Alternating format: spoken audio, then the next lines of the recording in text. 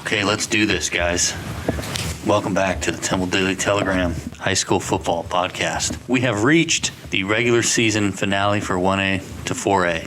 Woohoo! Yep. Some teams have already finished, actually. Yeah. Some teams will be back on the field for the final night of the regular season. Playoff spots, all sorts of stuff up for grabs. And it is also week 7 of 5A and 6A. Still going strong in Still going district play. strong. However, we do have some news out of Belton High. Tigers are going to have to postpone their game Friday night, and we'll get into that a little bit. But Marcus. Yes, sir. Oh, by the way, Marcus, you're here. I am here. Howdy. We took a vote, and I got a chance to come back. It was awesome. And Daniel's here, too. Hello. I was the lead on one of those polls, and I can confirm that Marcus is here. So polling numbers check out on that one. That's great. It was kind of scary for a second there. But Yes, and I'm here, too. Marcus, yes, sir. can you please give us some scores from last week? I will. Temple Wildcats, 38-36. A nail biter against Harker Heights. Yeah, down 20-0 in that one. They wanted to make it exciting. Yeah. And I'm sure you'll talk about that in a minute. Bryan, 34-33 over Belton, another close nail biter. And Daniel will talk about that one a little bit. Killeen beat Killeen Ellison 27-20. Killeen Shoemaker beat Copperas Cove 41-17. Lake Belton beat San Antonio Davenport 30-15. How about them Broncos? How about them? Thanks for the support there, guys. Line passes 40-34 over Canyon Lake. McGregor 24, Camarillo 16. Knocking the Yeoman They're done. out. Their season's over. They're out of this week. Rockdale 46, Troy 38. Lorena 48, Caldwell 14. Holland 50, Bruce Valley 13. Thrall 41, Moody 0. In a Monday night affair, Burton 61, Bartlett 0. Back to Friday action, Stuck 50, Granger 13. Oglesby 82, Buckholz 32. And then in our TAP schools, Central Texas Christian School 56, Austin Savio 14. And Santa Marcos Academy 52, Holy Trinity Catholic 6. Thank you. You're welcome. On tap for this week. First off, we have Lake Belton hosting Dripping Springs JV. That's a Thursday night game. The Broncos season finale, their last game of their first season. Over at Tiger Field, yes? Over at Belton High's Tiger Field. Broncos have won 7 in a row now. I believe 8. 8, no, if they're 8-1 now. Well, let's see. They were 1-1 at one point, So and then they've they've won won 7 in a row. 7. Okay. See, I need to fix some things. So my math is not there. It's okay. But thank you. See, it's a good thing I'm not a vote counter, because man, we'd have some issues. Well, I mean, just add to the issues, I guess. That's true. So that's it for the Broncos after Thursday night. A very productive, very successful opening season for that program. Moving to Friday, Killeen Ellison is at Temple, Troy at Academy to decide the last spot, right? Essentially in 11-3A1. Yep. We have Lorena at Rockdale. That is going to be for the district championship in 11-3A1. And Marcus is going to get into some of the playoff clinching scenarios and teams that are already in, teams that can be in, all that stuff. Seeding for our lower classifications in a minute. Also, Friday, Florence at Rogers, Bruce Valetti at Rosebud Lot, Thrall at Holland, Hearn is at Moody. CTCS is at San Antonio Holy Cross, Austin Hill Country at Holy Trinity Catholic, and then Gatesville picked up a non-district game against Pecos. Gatesville beat Gerald last week, right? That one's not even on there for some reason. I forgot to write that one in there. Yes. But Gatesville beat Gerald last week to clinch the final playoff spot. 35-28. Yes, in 9-4A2. So nice job for the Hornets. getting into the playoffs on the final day of that district's regular season last week. Daniel, some news we learned about Belton this week after a tough loss at Bryan. A couple days later, we find out that Tigers are going to have to postpone this Friday's game against Harker Heights because of COVID-19 cases and quarantines and contact tracing and all that. Yeah, for sure. Tough loss there down at Merrill Green Stadium versus Bryan. Coach Sniffen said that they had a couple of, I think he said 5 starters out in that game, so he didn't clarify if that was COVID related. But, they did have some starters out, so, there's the possibility it may have been. But, the big news coming on Tuesday when, the school district announced that obviously, that Harker Heights game was not going to be played there at Tiger Field on Friday. So I got to talk to Coach Sniffen today at Belton, and he wouldn't clarify exactly how many players either tested positive for COVID or what is more than likely the majority of the players that are in quarantine because of the contact tracing. So, to clarify, they haven't tested positive, but again, they may have been in contact with someone who did test positive. So right now, the entire high school over in Belton has 10 positive cases.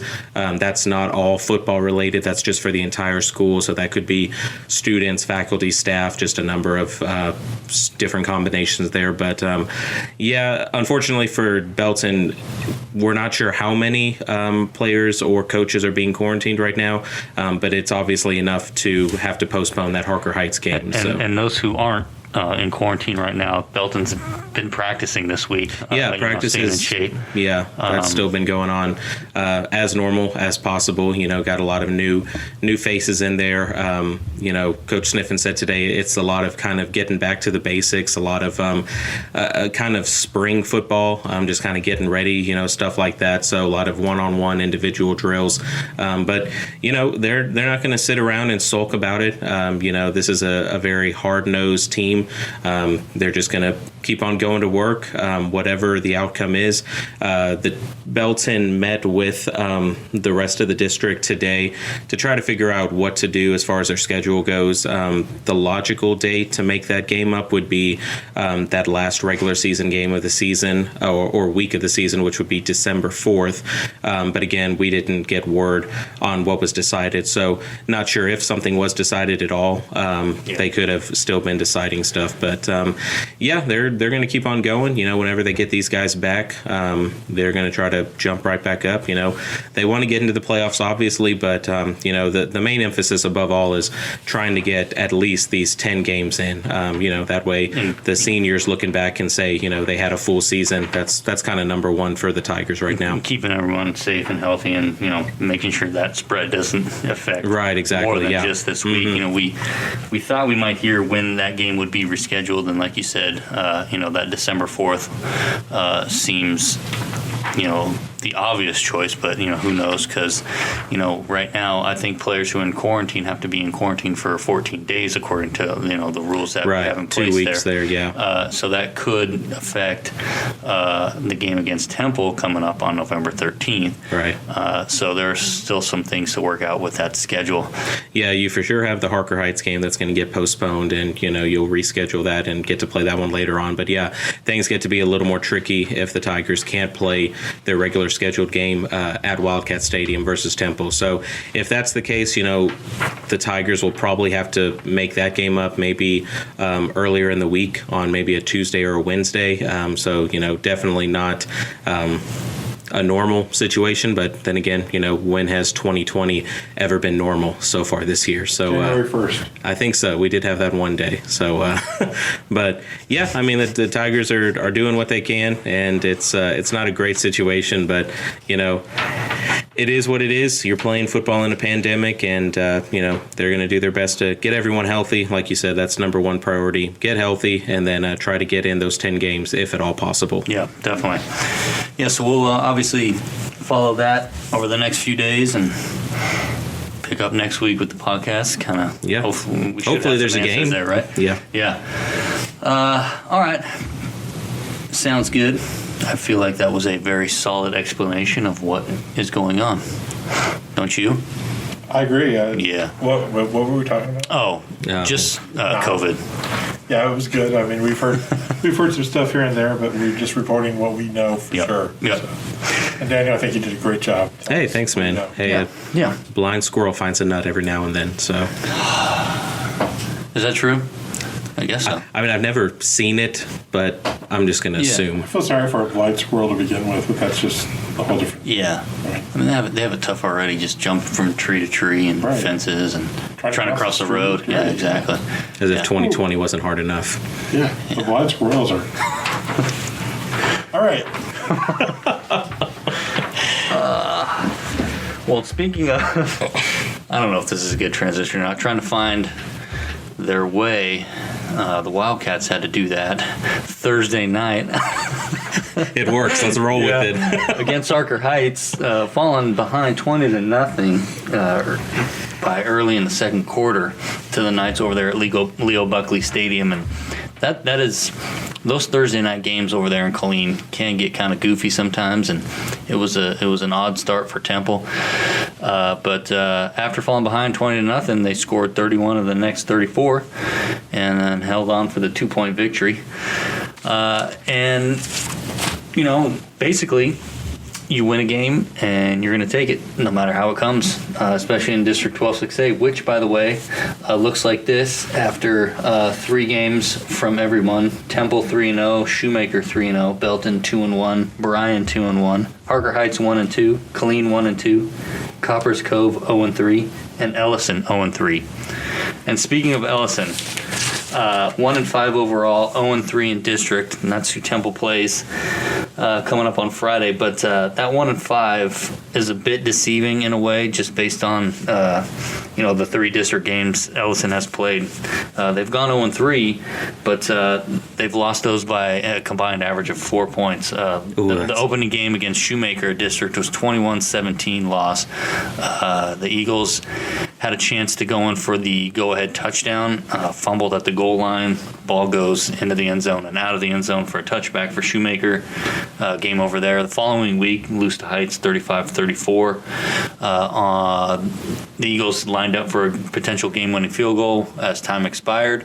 The snap and the hold, or a combo of both, don't work out, don't even get the kickoff.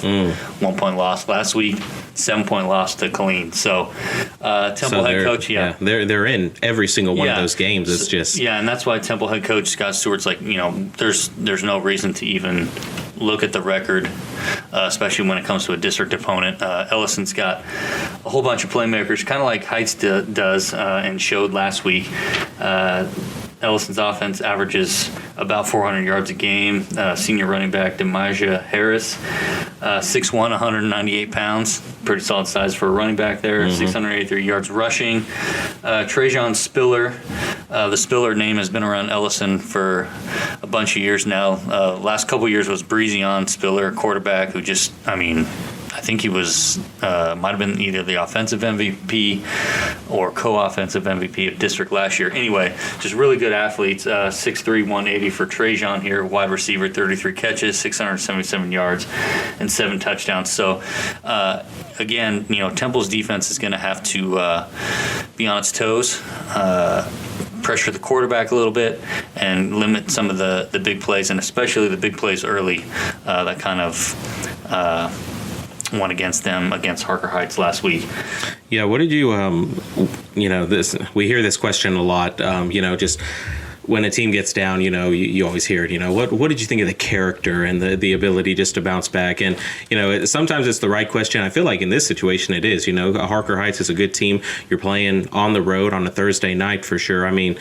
Temple's ability just to not cash it in at that point. What did you think when you watched that one? It was, Temple's kind of shown some of that resiliency, even in games when they've been ahead. Going back to the Longview game, down at halftime, there really was no panic there, and I noticed that as well Thursday night against Heights, and Coach Stewart, he says, we don't look at the scoreboard. What we do is we focus on our adjustments, our effort, our attitude, and things like that. And that kind of keeps us focused on just playing how we want to play. So that's kind of what just kind of Temple focus did. on the next drive. Yeah, exactly. Last week, and it kind of started with inconspicuously an extra point after Height's third touchdown was blocked. Temple's down 20-0. Wildcats get the ball on offense right there, go down and score, and that kind of seemed to all of a sudden get them back into the game there.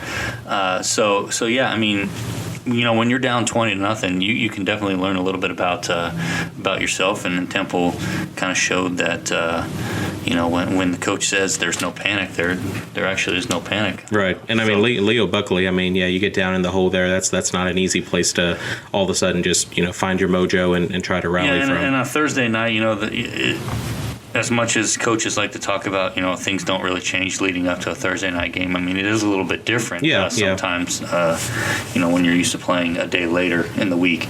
So yeah, Temple, did what it needed to do to keep pace with Shoemaker, which that game's 3 weeks away, the Temple Shoemaker game. So a lot can happen before then. But both those teams 3-0 in district. Marcus? Yes. Welcome back. Hey, I know that portion of the podcast is a bit boring for you. Or am I speaking out of turn there? I'm just kidding. It's not boredom. It's just had to go double check something real quick.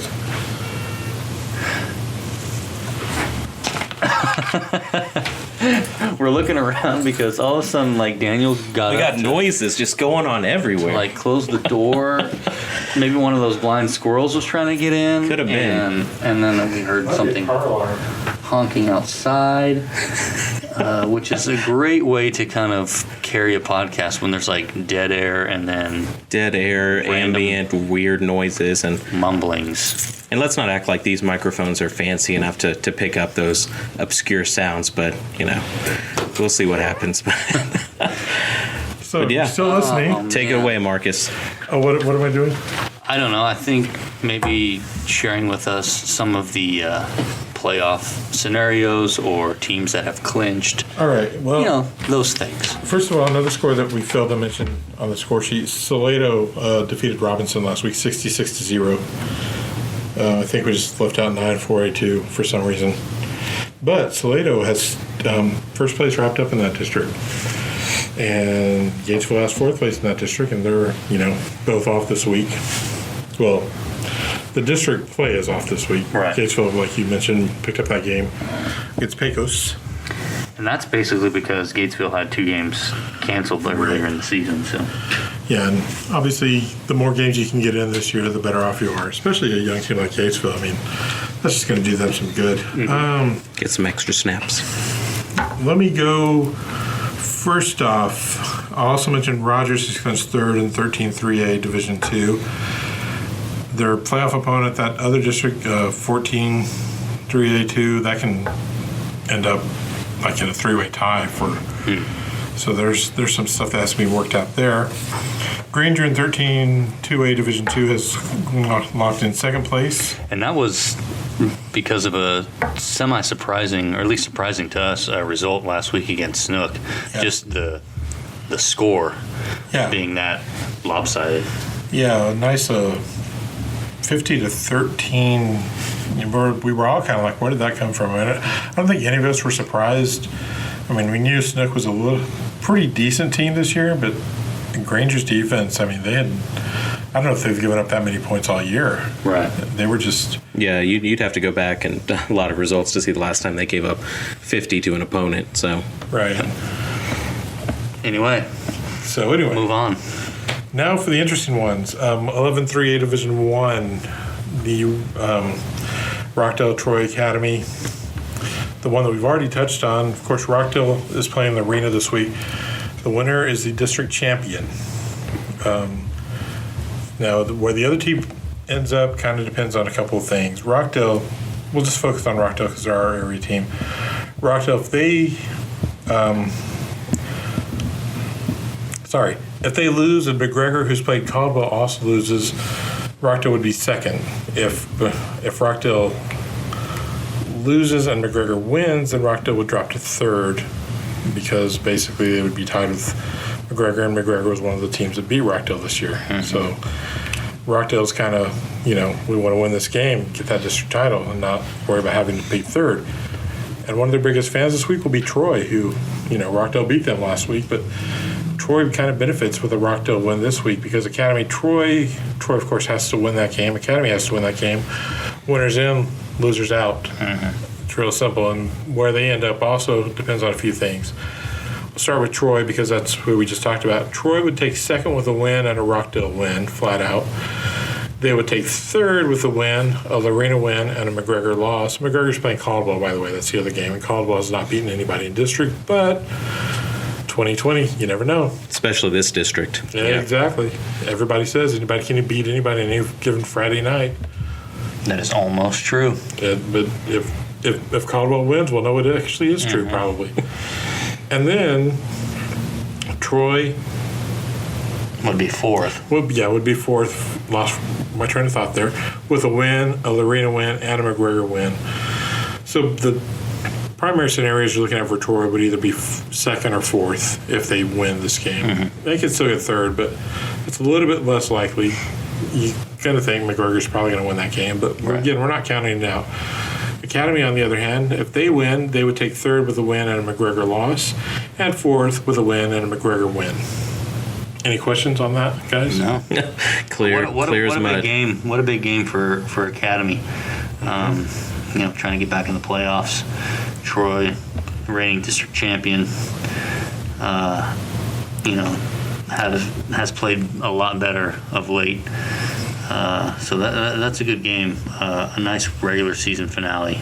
Really, matchup there. Yeah, really kind of interesting. Just how the year has played out for those two. You have Academy, big story of the early season for us. It started off 4-0 and non-district, but it wasn't like they were playing, just pushover teams. I mean, they were playing some pretty tough opponents and getting some nice wins. So you start off 4-0, and then here you've got Troy, who made it to the regional final last year. Mm-hmm. So I mean, having a 12-win season, a record-breaking season for them last season. So I mean, all of that, and then for it still to come down to the last week of the season for these guys as far as just making the playoffs or not. I talked to both Troy and Academy coach, Coach Lancaster and Coach Porter, and both of them, echoed the same thing they said all season long. This district is just pretty ridiculous as far as, anyone can beat anyone. There's a lot of familiarity with Troy knowing Academy players and that Academy coaching staff. Mm-hmm. And then vice versa. You've got some coaches who used to be on the opposing staff, now on the different one. So, there's a lot of storylines into this game. But, I mean, it's unfortunately one of these teams is going to be left out once the playoffs come next week. And it's going to be interesting to see who moves on and, who's at home. And I'll put a little plug in there. I know the reason you talked to both coaches is because you're going to have a story in Friday's paper, I believe, kind of previewing this game. So I think you're right. This is the first I'm hearing of it, so I guess I better get started on that. It's a good thing you talked to him today. Yeah, man, that was really lucky. Okay. So if you're out there Friday, pick up your paper. You want to read that, plus a lot of other game capsules. And I didn't go into a lot of details. A lot of the taking third and fourth all came down to the point system between, the point differential in the games between Lorena, Troy, and McGregor, things like that. And that's kind of why everything turns out the way it was. Another one, 12-2A Division I, Holland is playing Thrall this week. If they win, they're the second place team. Or if they lose by less than 3 because of, again, points, if they lose a game, that would create a 3-way tie more than likely. Yeah, actually it would, because Thorndale's off. Sorry about that. It would create a 3-way tie between Holland, Thorndale, and Thrall for second place. Holland would get second if they lose by 3 points or less, and then they would drop lower than that if they lose by more than 3 points. Thrall's a pretty tough opponent. I mean, they're kind of a low-scoring team. They don't give up a lot of points. they don't score a lot of points. So you could actually see that. I mean, kind of favors Holland in a game like that just because you either win or lose by 3 or less. Yeah, Holland very quiet, 7-2 this year. Yeah, I kind of have flying under the radar. Yeah. And kind of, you were talking about how Thrall is, pretty formidable. 3-2 in district this season, but 100 points for and then 65 against in district play. So you look at that 100 to 65 spread, and most of the time that bodes a little better than 3-2. But Yeah, it's. Well, then you look at Holland, what it's done in district. Highest scoring team in district, 208 points. Right. And they've only given up 69 in 5 games. I mean, that's... And Brad Talbert, I mean, we knew coming in that he was changing his offense this year. And he's kind of made little adjustments from where they started at the beginning of the year to where it is now. I mean, it looks... They still kind of run some wing T stuff, but they do a little bit more, just a single back. Still have a lot of ball carriers, but they're kind of testing more things out there, and I think they've got it going on. It's kind of a well-tuned machine again, once again. It's a good Holland team again. Oh, yeah. Definitely. We expect nothing less. That is true. I think right now that about covers it. Buckholz, in the 6-man division, their season has pretty much come to an end because Mount Calm has forfeited their season. So Buckholz will pick up a win, but unfortunately, only 2 teams go in 6-man, and Dimebox and Oglesby both have 2 wins, no losses, and Buckholz cannot catch either one of them in a 4-team district. Mm-hmm. And then Granger, like we mentioned, second place team from District 13 2A2, and that's pretty much, besides the taps where everybody's getting in all the playoff scenarios so far. And I do want to say if Temple wins this week, they could clinch a playoff spot next week. Could technically be able to clinch this week, but haven't really looked at that. But they're right there. I mean, they're in a position where they can clinch a playoff spot pretty early in this 6A season for them. And Lampasas, of course, one of our fringe teams. We know they're first place out of 13 4A Division 1. Mm-hmm, mm-hmm. So that's a good Lampasas team. Had a couple of close games, but... Yeah, I was going to say, good Lampasas team. They had a great year last year, and then they're continuing it this year, undefeated so far. But yeah, a 40-34 win over Canyon Lake, and Canyon Lake again, no pushover team at 2-2 in district. But we're so used to seeing Lampasas just blow teams out of the water. So seeing some close games like that, it's a little bit surprising. But also you got to think, for this kind of veteran, seasoned Lampasas team, that's only going to probably help them, weathering storms like that, and just kind of finding the grit to move on, and kind of says something when you can beat teams closely versus just blowing them out every single week. Yes, indeed. That's all I got. It's kind of funny when, like, you mentioned Temple could clinch a playoff spot this early in the district season, but I mean it's like early and late. I mean, it's just like still. I don't know where we're at. You know what I mean? It's November. It's crazy. It's a goofy thing. Yeah. We could be podcasting into January this year. Who knows? Yeah. We're so sorry. Well, I don't want to podcast it right into January starting tonight and just go straight through. So that's true. I feel like, Daniel, it might be time for you to. Do we want to do some stats? Do some stats. Okay. Send everybody out that way. All right, man. Well, we will go over some stats for the Class 4A and lower programs in the area. Team stats for first off, Rockdale leading the area in yards per game at 410.9 yards per game. We'll just say 411 to make it even. And then on defense, the Holland Hornets only allowing a pretty shocking 208.2 yards per game. Salado coming in second on that list at 238.9 yards allowed per game. So 2 defenses that been pretty stout this season. Moving on to your individual area rushing leaders, Zach Hrbacek, the senior from Troy, he continues to lead the area with 2,214 yards rushing on the season and 33 touchdowns. Noah Mesher out of Salado with 1,355 yards rushing for the year with 19 touchdowns. Cameron Valdez, the senior running back from Rockdale, with 1,276 yards and 19 touchdowns. Derek Warren, the junior for Jarrell, with 1,228 yards and a dozen touchdowns on the season. Christian Riley for Rogers, he's had a good year with over 1,000 yards, 1,061. No? No. What am I? Did I miss? Oh, Reed Vincent. Man. That's Reed Vincent. I apologize, Reed Vincent. You have got from Salado 1,061 yards on the season with 9 touchdowns. I mean, Christian Riley is. And then Christian Riley is next. So I just skipped a guy. So Christian Riley coming in next from Rogers with 906 yards rushing and 8 touchdowns. So if he has a good game on Friday, he could eclipse the 1,000-yard mark on the year. Coming in next, Ryder Hohertz from Moody, the dual threat quarterback, 760 yards rushing on the season and 8 touchdowns. And then to wrap up, we've got Nathaniel Plumley from Buckholtz with 753 yards rushing and 15 touchdowns on the season. So, some good guys there. Correct, yes. All right, moving on to the area passing leaders. Jerry Cephas from Academy, I feel like he's been at the top of the list for most of the season, if not all. 1,431 yards passing on the year with 15 touchdowns.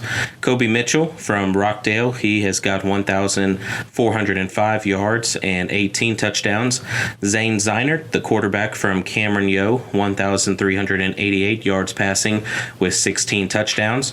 Connor Cruz from Lake Belton, leading the Broncos in their first season. He has 1,151 yards passing on the year with 18 touchdowns. And then we have got Luke Mullins from Gatesville with 1,094 yards, 12 touchdowns. And then to wrap up, we've got Thomas Rhodes, another dual threat quarterback. He's from Granger, 1,043 yards on the season and 12 touchdowns. And just one more guy, Trapper Inzer from Bruceville Eddy. He has thrown for 10 touchdowns on the season. So, Turning the page to the receivers. Yeah, they're catching those passes. I love dead air. It's fantastic. It's my favorite kind of air. All right, your top area receivers for the season, yardage. Jalen McWilliams from Academy, he has got 734 yards receiving and 11 touchdowns. Zachorian Spikes from Cameron Yo coming in at 1 yard less, 733 yards, 8 touchdowns. Keyshawn Raven from Rockdale with 551 yards and 11 touchdowns. Anthony Dansby, the tight end from Rockdale with 525 yards, 4 touchdowns. Jordan Landrum from Rosebud Lot, that guy kind of does a little bit of everything for Rosebud Lot, 470 yards receiving, 5 touchdowns. Jaden Simmons from Academy has got 463 yards receiving and 4 touchdowns. And then to wrap up with Jarrell, Joseph Crathers for the Cougars, 458 yards receiving and 7 touchdowns on the year. And that is your leaders for Class 4A and lower. Yeah. We also have a separate section for 6A and TAP since those teams started a bit later.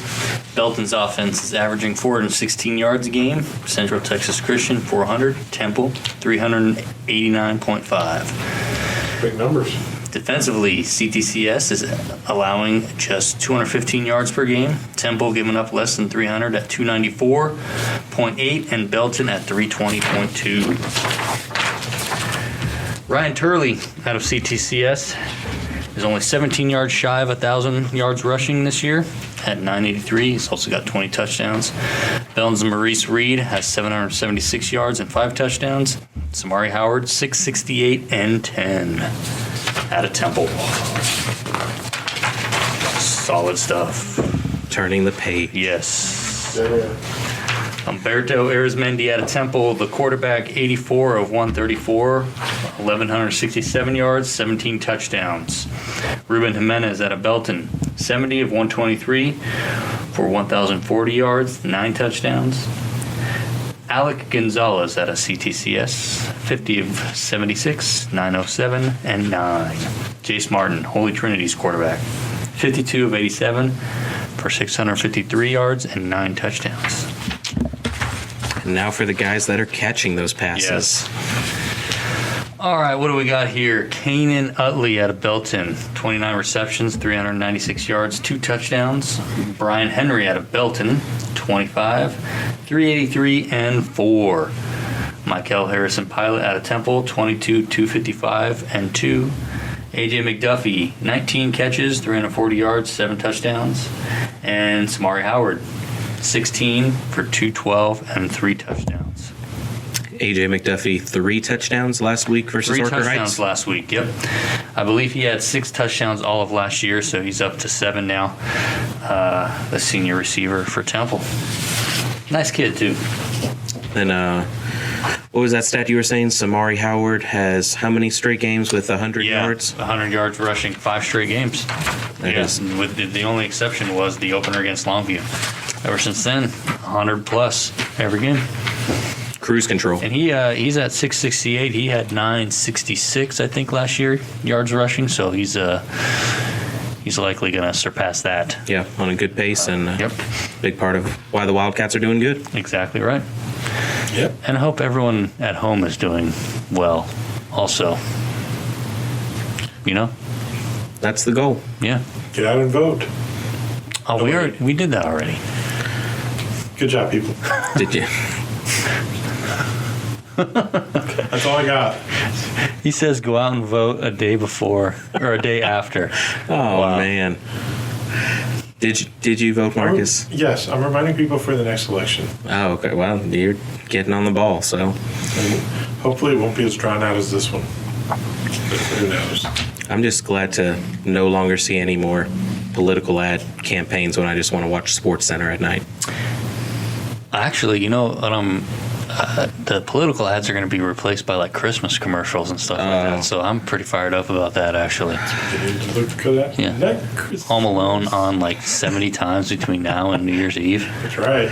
Griswold. Heck yeah. You know. Oh, yeah. What was it? Christmas? Or Yeah, Christmas Vacation. Clark. Clark. Yes. Oh, man. That's going to be great. Speaking of great, this podcast is over. Yep. See ya. See all you blind squirrels next time. We'll be here.